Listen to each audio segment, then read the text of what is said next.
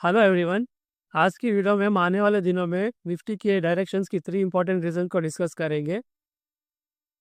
ये video short term traders और investors दोनों के लिए इंपॉर्टेंट हो सकती है क्योंकि कुछ ग्लोबल और टेक्निकल सिग्नल्स एक साथ अलाइन हो रहे हैं। वीडियो एंड तक ज़रूर देखिए। अगर आप ये सब टेक्निकल एनालिसिस डिटेल में सीखना चाहते हैं तो आप मेरी कोचिंग क्लासेस ज्वाइन कर सकते हो।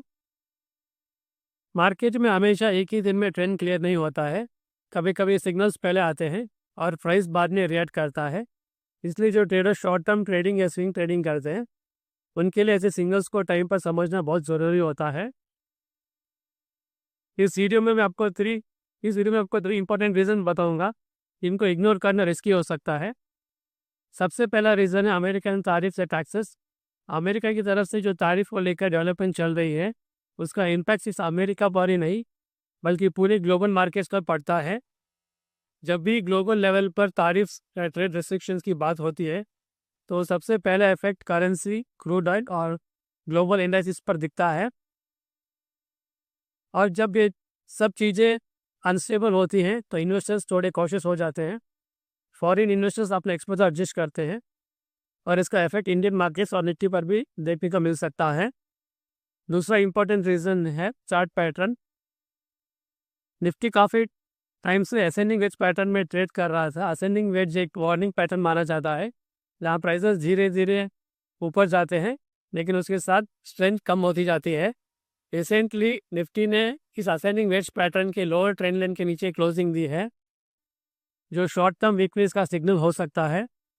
बहुत से ट्रेडर्स सिर्फ प्राइस देखकर ट्रेड कर लेते हैं लेकिन एक्सपीरियंस ट्रेडर्स मार्केट के स्ट्रक्चर और वॉल्यूम पर भी ध्यान देते हैं।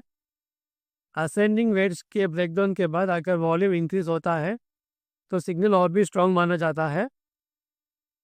तीसरा और बहुत इंपॉर्टेंट रीज़न है वीकली टाइम फ्रेम का सिग्नल। वीकली चार्ट पर निफ्टी ने एक बियरिश एंगल्फिंग कैंडल बनाई है। बियरिश एंगल्फिंग का सिंपल मतलब होता है कि प्रीवियस वीक की बुलिश कैंडल को सेलर्स ने कम्प्लीटली एंगल्फ कर लिया है। इससे पता चलता है कि हायर लेवल पर सेलिंग प्रेशर आ रहा है और बायर्स को वहां पर रेजिस्टेंस फेस करना पड़ रहा है।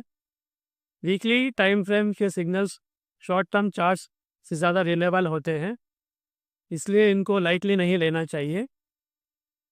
अगर हम इन तीनों पॉइंट्स को एक साथ देखें तो ये क्लियर होता है कि आने वाले दिनों में निफ्टी वोलेटाइल रह सकता है।